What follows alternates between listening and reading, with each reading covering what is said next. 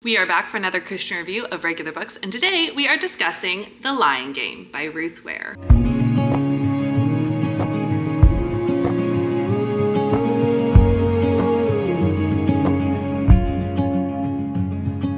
For those of you who've never seen one of these videos before, here's how it's going to go down. First, I do my regular review, what you know and love to expect from a book review, star rating, and my own personal opinion. But then we get into the Christian review, and that's where I go over the basic pieces of a book that may or may not have a fellow believer or anyone wanting to read it. I give more caveats and any more information you may need about these reviews at the video that's pinned at the top of the playlist. It also should be here somewhere, so you can click on over there. Now let's go ahead and get into my regular review. The Lying Game by Ruth Ware was the second Ruth Ware book that I'd ever read. I thought that the first one I had read was The Woman in Cabin 10, but that's not true. It was actually In a Dark, Dark Wood that I had read in high school and loved. Now, I picked up this book believing I loved a book by Ruth Ware, so I will probably love more books by Ruth Ware because my experience with things like Frida McFadden books they all are amazing and fantastic. However, that was not my experience with this book. This book fell flat for me. It wasn't terrible. I didn't hate it. I just did not enjoy myself. It went by way too slow. I was frustrated by all of the characters.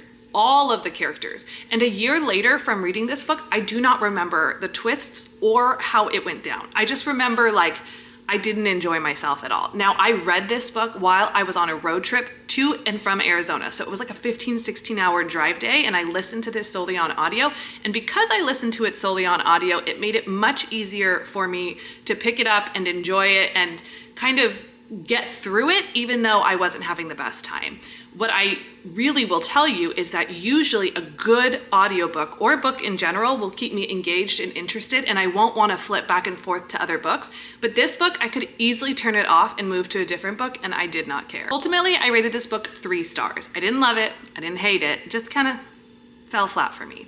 I will say that this is a Reese's Book Club pick, which made me think it was going to be fantastic, but since now reading quite a bit of books and Reese Book Club books, I feel like I'm 50-50 with her reading style or her reading interests. So this was a 50 for me. You know, if you want to see everything that I'm reading and rating in real time, you can do so by following me on Goodreads. I'm also on Instagram, TikTok, and I do have my own YouTube channel, so you can see more of my day-to-day reading journey and my life in general. You can find all the links down below in the description box. Now let's go ahead and get into my Christian review. The first category I always love to touch on is smut or spice, and no, there's none in this book, so that's a win. The second category I wanted to touch on is explicit language. Now, this is a European author. Ruth Ware is not from America, and I have found that many European authors tend to have far more explicit language than an American author in the same kind of genre. That's not 100%, but it definitely is more, and that is true of this book. This book has a lot of explicit language, and so yeah, just something good to keep in mind. The third category is violence and gore, and there is not anything explicitly described. There is a lot talked around the violence, I guess, or the scene that would be considered violent, but not a lot described in the scene itself. Ultimately, I think this book is fine for anyone ages 14 and up.